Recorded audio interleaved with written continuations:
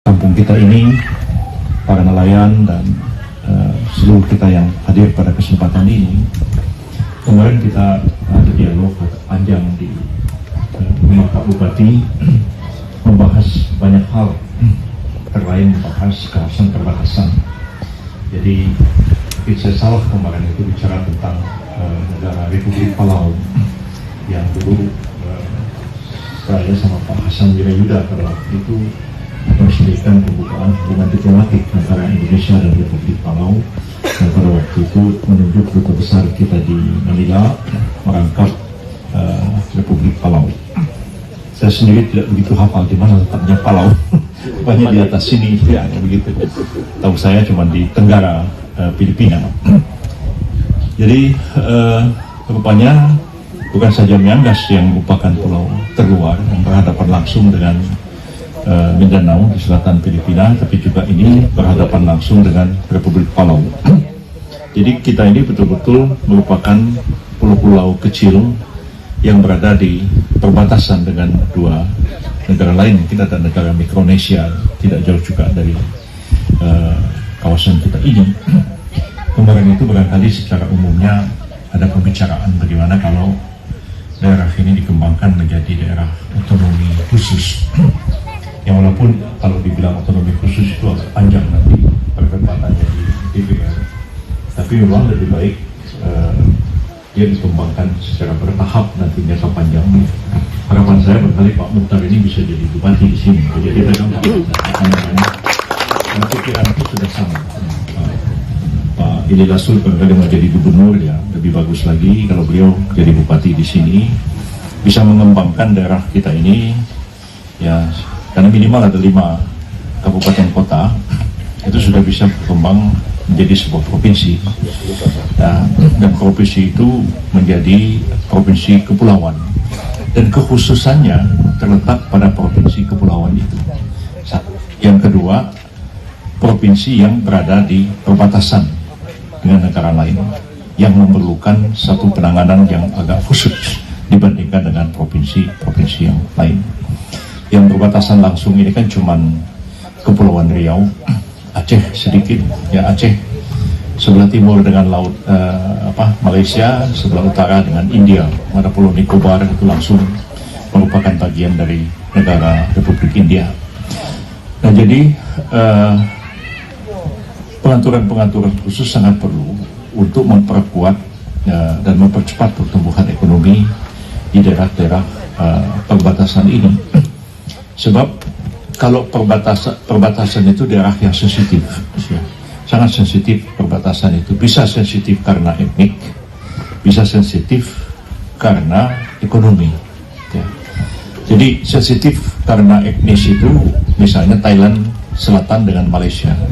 Selatan Thailand itu orang Melayu dan mereka Muslim, ya. Sininya Malaysia Melayu Muslim. Utara dan tengah Thailand itu Buddha. Jadi masyarakatnya itu orang selatan Thailand itu merasa lebih dekat kepada Malaysia daripada kepada Thailand sendiri. Itu satu.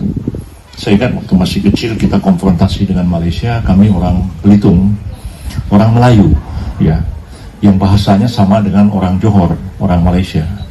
Nah, ketika kita perang melawan Malaysia, Bung Karno itu kirim tentara dari Jawa Tengah dan Jawa Barat, tentara Diponegoro dan Siliwangi.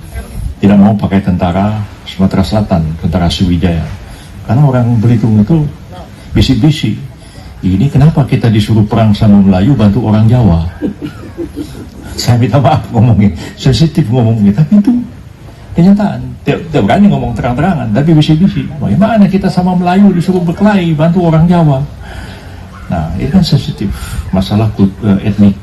Yang kedua, masalah ekonomi. Masalah ekonomi juga itu dihadapi oleh Thailand. Selain masalah etnik, masalah agama, tapi juga masalah ekonomi. Malaysia ekonominya sangat maju, ya, Thailand Selatan itu miskin, dan orang Thailand Selatan lebih diam-diam masuk ke wilayah Malaysia. Kita juga mengalami hal yang sama di Kalimantan Barat berhadapan dengan Sarawak. Jalan di Sarawak itu bagus, di Kalimantan jalannya rusak-rusak melulu. Jadi hal-hal seperti itu sensitif dan kita harus mempertahankan negara kesatuan Republik Indonesia ini. Untung kita di sini berhadapan dengan Mindanao yang lebih kurang kehidupan ekonominya pun tidak lebih baik daripada kita yang ada di sini. Ya, itu aja masalahnya. Barangkali kalau di Filipina, kalau di bagian tengah, apalagi bagian utara di Pulau Luzon, lebih baik infrastrukturnya dibandingkan dengan yang ada di Mindanao. Jadi saya tahu kota-kota yang di selatan Filipina itu, mulai dari General Santos, Kota Batu, Marawi, dan lain-lain. Saya biasa datang ke situ, dan saya lihat memang infrastrukturnya parah sekali. Makanya tidak heran mengapa orang Mindanao memberontak, sama seperti kenapa orang Aceh memberontak. Karena Aceh juga nggak diurus sekian lama oleh pemerintah pusat kita. Dan beberapa hari saya datang ke sini, saya melihat pulau ini sangat indah. Lihat dari pesawat terbang kemarin, udah turun ke darat, pulau ini sangat bagus, ya, alamnya masih lestari, dan kemudian lautnya jernih, dan potensi ikannya besar. Nah, saya melihat sepintas ini sebagai orang yang lahir di Pulau Tambang, Pak. Kampung saya itu Pulau Belitung, itu daerah pertambangan yang pertama di negara kita ini. Itu mulai ditambang kira-kira tahun 1650. Ditambang terus sampai hari ini. Tambang timah itu nggak selesai, dan timah itu tidak ada di mana-mana, kecuali Pulau Bangka dan Pulau Belitung. Nggak ada timah dimanapun. Kalau timah hitam barangkali ada, apa namanya itu, istilahnya itu. Nanti apa itu namanya, timah hitam itu? Timah hitam. Hah? Timah hitam. Gak tahu juga bang, lupa. Ya, kalau di Belitung kan timah putih. Iya. Nah, mangan. Batu mangan. Mangan timah Ya, hitam. mangan. Tapi harga timah hitam tidak seberapa dibandingkan dengan harga timah putih. Ya. Kita tidak bisa membayangkan kalau dunia ini tanpa timah. Ya. Ini gelas ini semua ini pakai timah semua, supaya dia tidak karatan di dalam. Pelak mobil, pelak motor, dan semua listrik, aki, semua itu. Handphone. Dan tidak bisa, listrik itu tidak disolder, dan solder itu tidak bisa kecuali pakai timah. Dan kalau terjadi perang nuklir, ya, kita tidak akan kena radiasi karena kita dilindungi oleh, dilapisi timah. Jadi pulau kami itu sebenarnya secara teori setiap saat meledak, Pak, karena pulaunya itu banyak nuklir. Kenapa nuklirnya itu tidak berradiasi? Karena ada timahnya. Timah itulah yang menahan radiasi. Jadi kalau timah di Belitung itu habis, orang di sana itu mati semua karena dia nuklir. Jadi nuklirnya biasa. Nah, harapan saya, walaupun di sini ada tambang, sumber-sumber tambang yang barangkali juga kita belum tahu berapa potensinya. Nah, menurut pikiran saya, sayang juga kalau kita jadikan pulau-pulau kecil yang ada di kabupaten, 3 kabupaten yang ada di sini, di Sangir, di Sangihe, di Kota Laut dan Tao, itu kalau ditambang, karena kelihatan saya pulaunya ini tidak begitu besar, dan kalau dijadikan kawasan tambang itu dampaknya kepada lingkungan luar biasa, Pak. Ya.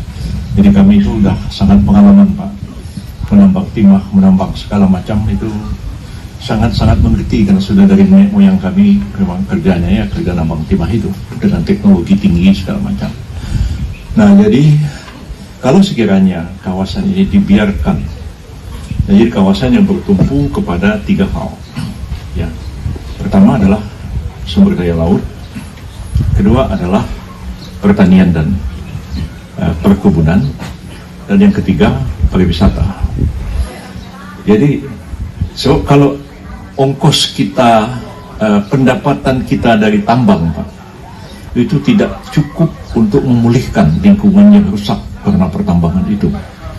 Ini kan kalau bayangkan kalau orang nambang batu bara, ya, tambang sampai 10.000 hektar, gali sampai kedalaman 100-200 meter. Kalau tambangnya berhenti, dipulihkan supaya jadi hutan kembali, itu hasil kita nambang dengan memulihkan lingkungan itu, dan itu membebani generasi-generasi yang akan datang. Nah, kalau kita hidup seperti ini, pulau hijau, rumah-rumah ditata bagus, ya, artinya sumber daya alam itu saya sudah bisa melihat tuh, dari kopra, dari pala, cengkeh, dan lain-lain, tanaman-tanaman yang diarahkan kepada industri, selain untuk memenuhi kebutuhan pangan masyarakat di lokal di sini, katakanlah padi, ubi-ubian, talas, keladi dan lain-lain, pisang dan lain-lain yang banyak sekali di sini. Dan itu juga bisa membangun industri yang berbasiskan kepada pertanian dan industri yang berbasiskan kepada perikanan. Dan saya kira kuat. Nah, kenapa harus digagas menjadi provinsi kepulauan tersendiri? Karena memang itu potensinya mempertahankan kelestarian alamnya, dan kemudian kita menghadapi dua negara tetangga, Filipina dan Palau. Ya. Palau suatu saat akan berkembang menjadi kawasan turisme yang bagus seperti Pulau Maldives, dan ada lagi satu pulau, apalagi namanya itu lupa saya, ada di Pasifik, pulau kecil-kecil begitu. Nah, Hawaii di Pasifik, bukan ini, di Lautan Hindia. Ada juga negara kecil di selatan Bangladesh yang lupa saya namanya. Kita ada konsul kehormatan di negara itu. Saya pernah datang ke Republik Seychelles di Afrika Timur. Alamnya seperti ini, cuman dia seperti Belitung. Dia banyak batu besar-besar, batunya segede-gede rumah begitu. Nah, jadi itu yang perlu kita kembangkan bagi kita semua lah. Ya, saya bilang tadi, mudah-mudahan Pak Muhtar ini jadi bupati, Pak Lasut jadi gubernur, itu sangat mudah. Minta bantu saya untuk merancang draft peraturan perundang-undangannya. Tidak usah dibilang otonomi khusus, provinsi, kepulauan, Sangihe, Talaut, begitu. Dan di dalamnya itu diberikan pengaturan khusus tentang ekspor impor bagi daerah perbatasan. Jadi kita bisa ekspor langsung melalui Filipina, bisa ekspor langsung ke Jepang. Nah, dan itu ada pengaturan sendiri, pajak, cukai dan lain-lain, dan itu harus dibedakan dengan daerah-daerah lain. Karena ini kekhususannya di mana? Khususnya karena dia terletak di kawasan perbatasan. Nah, itu satu poin. Mungkin ini masalah terlalu berat dipikirkan Bapak nelayan. Jadi, tapi apa yang nyata yang Bapak hadapi setelah saya sudah sejak bertahun-tahun yang lalu kenal dengan Pak Lasut, Pak Muhtar, bekerja sama menangani sesuatu masalah. Baru-baru ini beliau kontak saya lagi, tidak ada masalah lagi Pak Yusril di kampung kita, ayolah kita pecahkan. Ngobrol-ngobrol, tiba-tiba berceritalah tentang ikan, tentang tuna dan lain-lain. Ya, saya pada waktu itu ada keluarga di Filipina yang sebenarnya kesulitan karena kapal-kapalnya tidak bisa lagi menangkap ikan di kawasan-kawasan sini karena Ibu Susi waktu itu jadi Menteri Kelautan, dan semua kapal-kapal asing dilarang untuk beroperasi di dalam negeri. Lalu kapal mereka ditaruh di Zamboanga, di sebelah barat sana dari General Santos. Nah, jadi sejak itu saya pun diam, mau ngapain, saya bilang. Nah, barulah Pak Muhtar datang cerita, produksi tuna sangat tinggi di sini, ekspor juga sangat tinggi. Dan kemarin ada ngomong-ngomong, kebetulan ada adik saya, dia bekas jadi duta besar di Jepang, dan dia mengatakan, dubes Jepang beritahu dia pergi ke Manado, katanya Jepang akan angkat tuna langsung dari Bandara Manado dengan pesawat kargo langsung ke Tokyo. Saya baru tahu kemarin, katanya dubes Jepang beritahu saya. Ya, saya bilang, saya juga dalam rangka itu bicara dengan Pak Bupati dan Pak Wakil Bupati, bagaimana kita membantu masyarakat di Kepulauan Talaut khususnya dan di Sangihe juga, bagaimana caranya supaya mereka hidup lebih baik dari hasil tangkapan ikan yang mereka miliki. Pak Muhtar bercerita, anak saya juga Yuri tanya, ada pabrik esnya nggak di sana? Pak Muhtar bilang nggak ada. Nah, kebetulan saya sama anak saya, sama Pak Agusrin, sama Pak Apin, sama Pak Steven, ya, kami coba bikin pabrik es di Belitung. Nah, pabrik es itu jalan, ya, alhamdulillah jalan, dan pabrik esnya itu pakai teknologi yang sudah lebih canggih daripada pabrik es konvensional, dan kekuatan esnya itu panjang esnya 1,20 m kalau nggak salah ya, 1,20 m 40 cm ya, lebih kurang, dan itu esnya itu putih, dan itu kalau diempaskan gitu nggak akan pecah. Dan kami harus crusher, jadi pakai mesin giling untuk menggiling es itu baru dimasukin dalam cool box-nya.